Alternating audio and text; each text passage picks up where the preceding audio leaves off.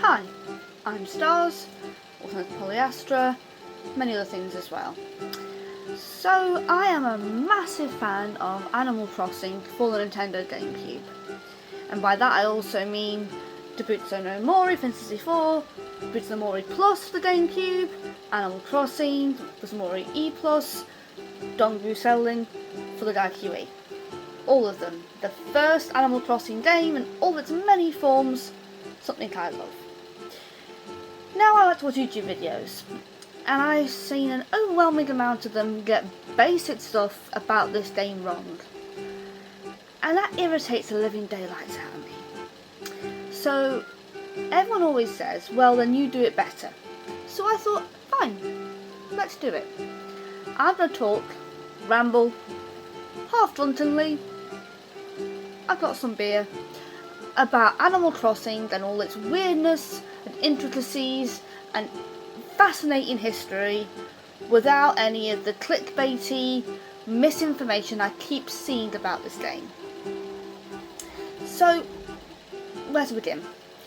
So it started off as Debutso no Mori, N64 game, Japan only.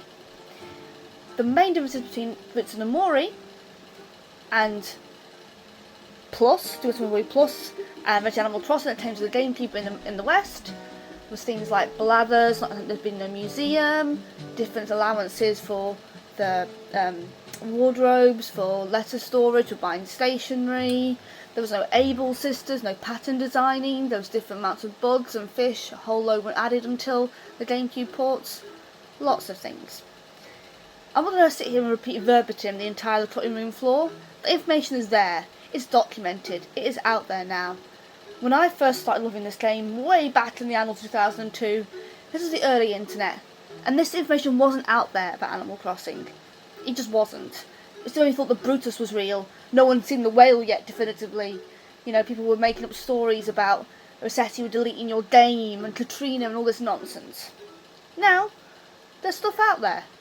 That's why I don't understand how many YouTubers get some basic stuff wrong. Number one, bugbear. The gyroid face, when you get off the train, that is very, very simply an intended game mechanic. If you turn off your game when you're in another town, you don't have your save data, when you get back to your town, your inventory is wiped, you have a gyroid face. It's not a glitch, it's not a curse, it's not a creepypasta, it's not some weird thing going on, it's an intended game mechanic. Yes, it looked a bit weird. That's the point. You're meant to be reminded it's gyroid, you need to save your game. It's not a glitch. And every time someone causes a glitch, I die a little inside. It's not a glitch. I love glitches. This isn't one. This is an intended game mechanic. So let's just end that there now. We can put that in the bag alongside Dad is a fetus from Earthbound. It's nonsense. It isn't real. Now, some other things I've seen a lot of information and misinformation about. After Animal Crossing came to the West and was Animal Crossing, it got ported back to Japan. And the changes it made after were so popular it came back to Japan as Debutso no Mori E+, which included e-reader support. Now, e-reader support was also in the Animal Crossing version in America and in Australia, but not in Europe. I'm British, we never had that. But it was there for those games, the e-reader died a death, so on and so forth. Now, in E+, there was a lot of changes added on extras. For example, the Reset Centre, where after you set your game 3 times, you go and knock down some rocks every day, and you can eventually find Rossetti's home and go in there. That is only in E+. I have seen videos this week that are telling me that's in GameCube. It's not. It's only in E+, not in Animal Crossing GCN. Furthermore, things like Nook being open after hours, he hit on his door 3 times with a shovel, not rumour, not fake, but it's only in E+. It's not in Animal Crossing GameCube, not in DM+, it's not in DM for the N64, it is only in E+. You must be very clear about this.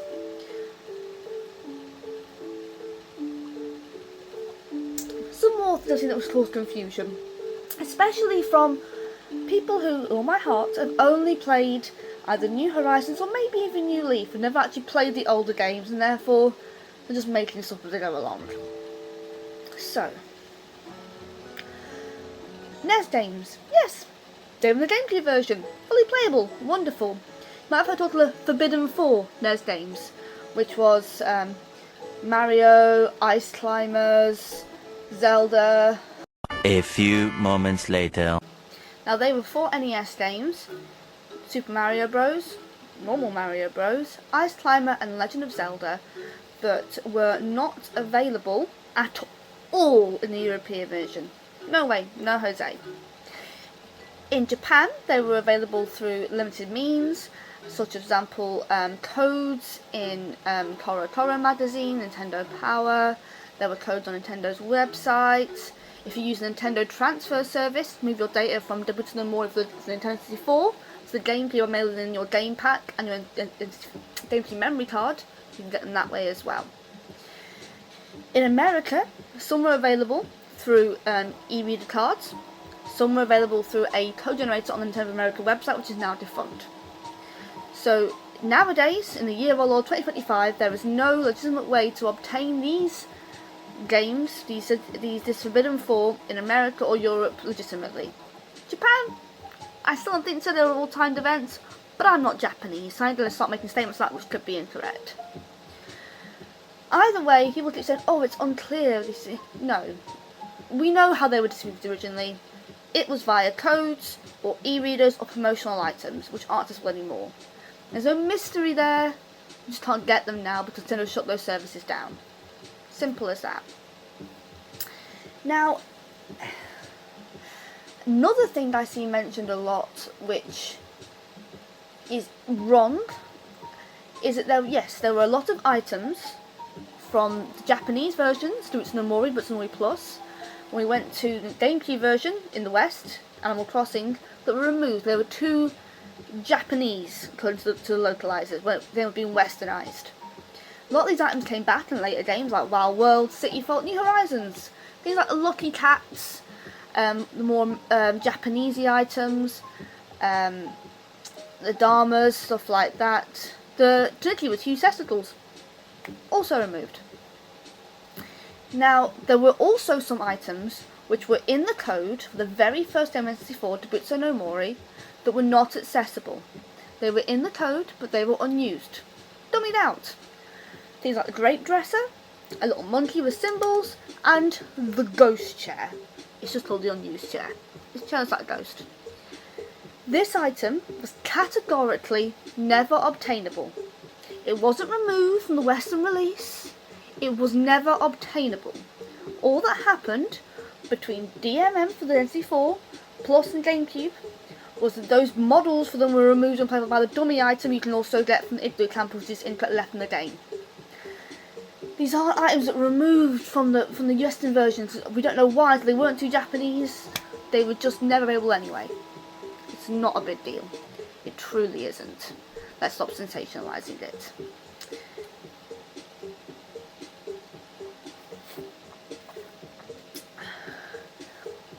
An amazing thing I saw recently, which really blew my mind, was the claim that the golden axe was only ever cosmetic. So, history lesson time. In Dobutsu no Mori for the N64, there were no golden items. The axe was unbreakable. When the game came to the GameCube, in Dobutsu no Mori Plus, the original Japanese GameCube release, and then later with Grand and GameCube, and then originally E Plus for GameCube, they added golden items. In all games, after DMM for the N64 and preceding New Horizons, the axe was breakable, and the golden axe was not. That was the difference. If you had ever played a game before New Horizons, you would know that and not make such a claim.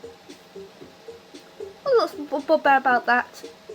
Before New Horizons, there were no islands, apart from Animal Island, visit with your Game Boy Advance, or in Dobutsu E Plus, who bought the latest expansion. Your town was called a town. Every time I hear a YouTuber talk about the GameCube game, or Wild World, or City Folk, or New Leaf, and say, your island, difficulty goes up. It's nitpicky, I know it's nitpicky, but they're towns, not islands. What else can I pick apart while I'm here? So, Britain has a very fascinating development history. I think some of the big myths around when I was first getting into the game that just weren't... We didn't have data mining back then the way that we do now. And there are some really awesome people out there right now, like Coolio for example, who are diving back into the What's in E+, translating those things back into English so we can enjoy them now, diving into the code of the game to rip this thing apart, which I vastly appreciate. But unfortunately, for some reason, this one installment of Animal Crossing seems to just attract all this misinformation, and I don't understand why. So, a few things. The whale is real. We've seen it. It's documented. Sometimes when going to the island, or if you use a glitched out to sea, you see a massive fish shadow. No, you can't catch it. No one can catch it. If you hack it into a river acre so you can catch it, or you catch, I think there's an arapaima, but that's the default fish, the first one in the code that you hit into. So there's no big secret or mystery here. It is a cool thing that you can see, have an explanation for it, but you can't catch it. One thing I've seen a lot of information about is the unused character who, back in my day, was called Blazel. Now it's Chiquita, I believe. I'm probably saying that wrong, I'm not Japanese. She was a squirrel villager, probably, from what we've seen in evidence in code, probably an event character. I've seen some claims about her which make no sense.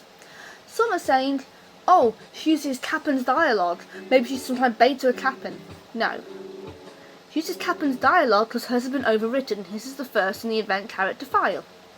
The same way her name was not originally perhaps Jambette. The code that you can use Action Replay to put her into the town, so you can talk to her and get the videos of her, replaces the first villager in code, which is Jambette the frog. That's not mean her name was Jambette originally. That's just who she's replaced. These are basic concepts. What else can I pick apart whilst I'm here? A few misconceptions to clear up that I think comes off my head. In Debutso no Mori, there was no museum. You couldn't go to a museum, there was no museum building, there was no bladders, you couldn't donate anything to the museum. However, there were still fossils. You would send these fossils off by post to the faraway museum for them to be examined, and I've forgotten the word for it, but identified as what fossils they were and sent back to you. So, even the very first game, there were still fossils and you could still have them identified. In the later games, so It's Mori Plus, Down Crossing, and E Plus, when there was the museum and we had bladders, he still could identify fossils at that point, but you could donate them. So there's always been a faraway museum, there's always been fossils. This is not a new thing.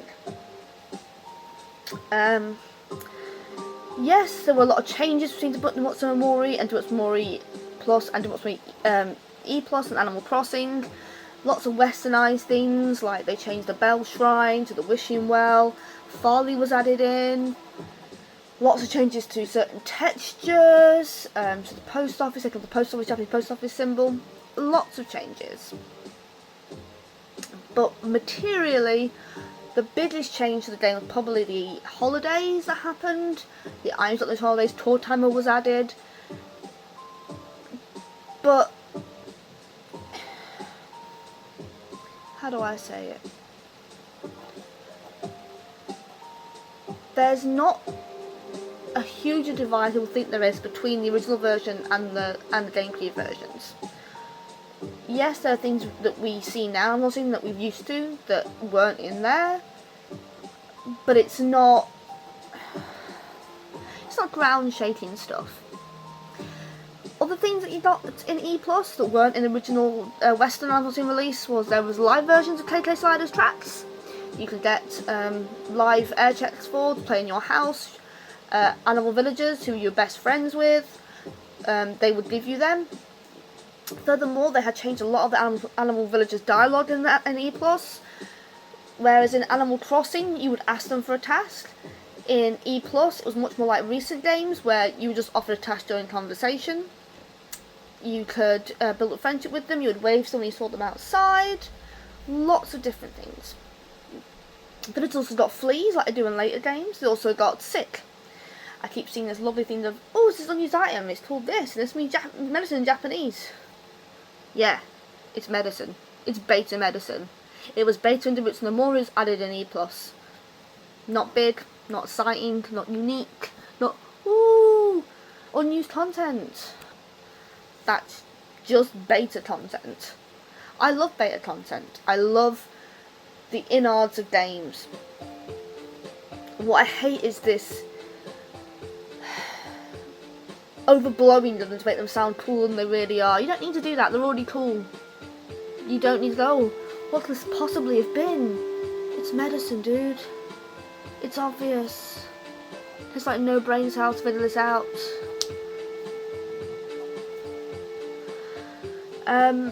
Other things in E+.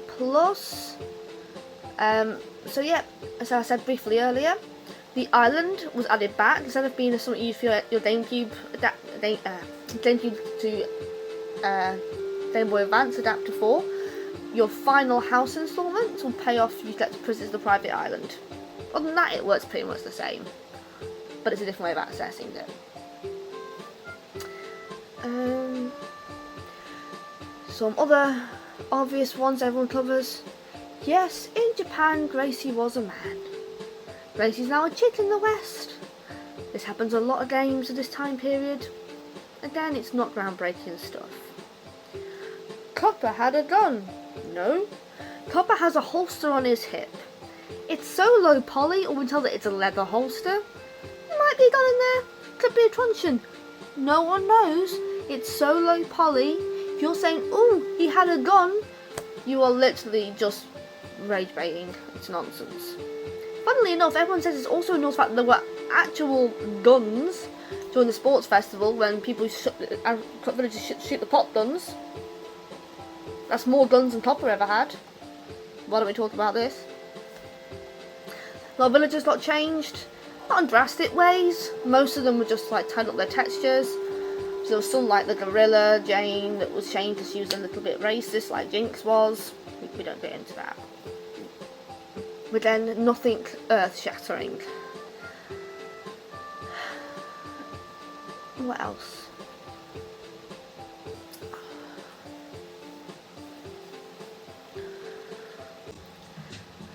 Bell trees existed in a GameCube version. Just like doing any other game, you bury about the bells, you close a tree full of 3 bags of 10,000 bells. Game had a shiny spot. New Horizons brought this back, so I'll explain to any of you now what a shiny spot is, you all know. But the original GameCube version, there was a shiny spot, 1,000 bells, bury bells in it, boom. You get a bell tree. Also though, you got golden shovel trees. Buried a shovel in the shiny spot, it would grow a golden leaf tree that would shake down a shovel. It was golden when you shook it, when it's fully grown. So when you see golden trees in videos of the old Animal Crossing game, that is just the golden shovel tree. Again, no hacking, no voodoo, just one of the game mechanics.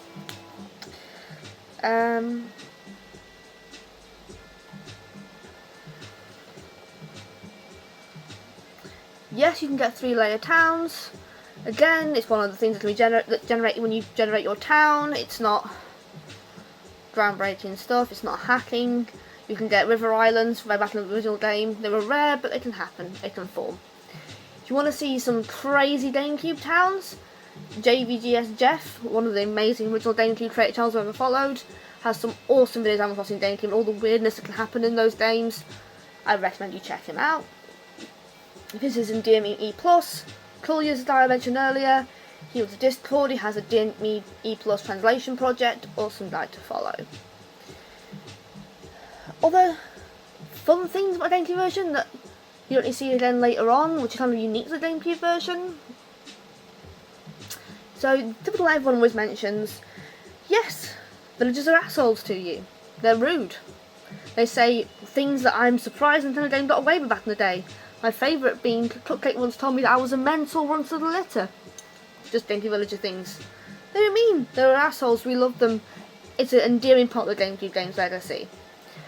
A lot of the fetch quests had weird, unique items. There was Pokemon Pikachu's in there. If you don't remember Pokemon Pikachu, if you're old, if you're like a baby, you don't remember what they are. They were like a Tamagotchi with Pikachu, like a Poké Water. You shook it, you got like volts and stuff. There in the game was a collectible item you can transfer back and forth for the tasks. Glasses, tasers, videotapes, all sorts.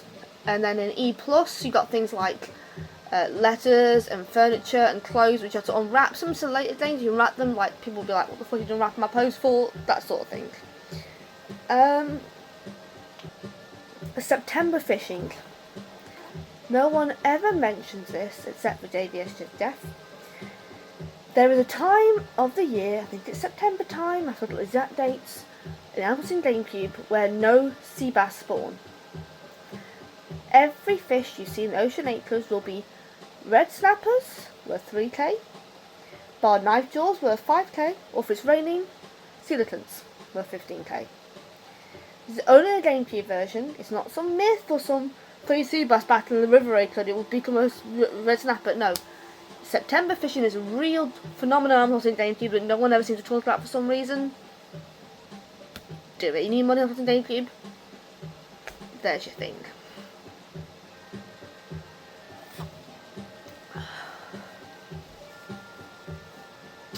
Another random things came to mind that I keep seeing, that KK was called Total KK in Japan and Smash Bros and that. He's always been Total KK.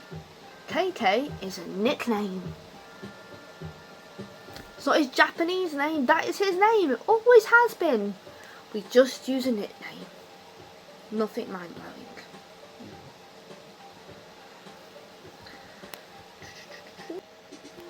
Over the years on this channel I've dropped into a couple of weird glitches I've found. Very old and dodgy videos of like the grass stone tile I found, the rainless day glitch. We've seen other glitches in this game as well. No one's just closing by themselves. But generally this game is a very stable experience. You won't find a lot of glitches in it. I played this game for years. Only found a handful of things because this is on for little hours of my life. One big thing I talked about is that, yes, this game calendar is up to 2030, so in 5 years' time, this game will no longer follow the correct calendar. It has a finite lifespan.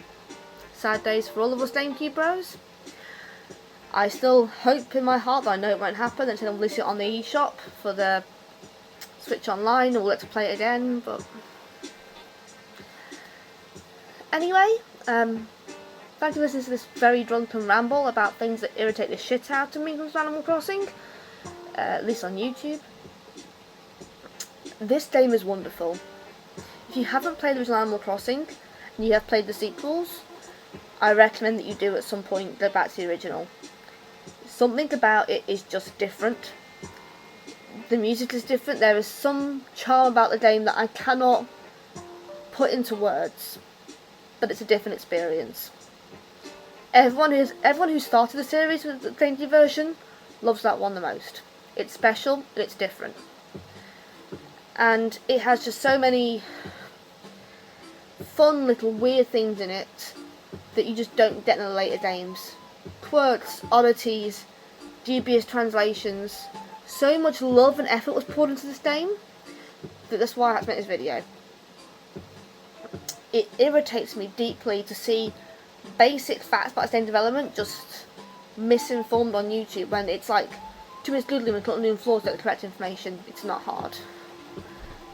Can we stop sensationalizing content and just present it factually? Because it's still fascinating. Don't have a big deal of it. Anyway, in short, enjoy Animal Crossing. Go and play it. It's a load of fun. Lots of things that were cut, lots of things that were changed. Has a fascinating development history for all like 5 of its versions. But please stop spouting misinformation about it on YouTube. It's pointless. It just does nothing for the community. And it's really sad that this game, out of so many games I've watched about on YouTube, has been reduced to this state of so much incorrectness. Like, it's very clear to me a lot of newer Animal Crossing YouTubers, without naming names, have only played New Horizons or maybe even New Leaf. Which is fine, okay, valid. They're the most accessible ones and the newest ones. Cool, absolutely. But stop making facts about the GameCube games, or Wild World, or City Fault when you don't know. When 2 seconds of research will prove you wrong. I don't make videos about games that I haven't played. So, I'm Stars, I'm slightly drunk, very angry. And I hope that this video might inspire someone to go and learn about the GameCube version and enjoy it the way it was meant to be enjoyed and love it as much as I do. But just not listen to the bullshit that comes over YouTube half the time.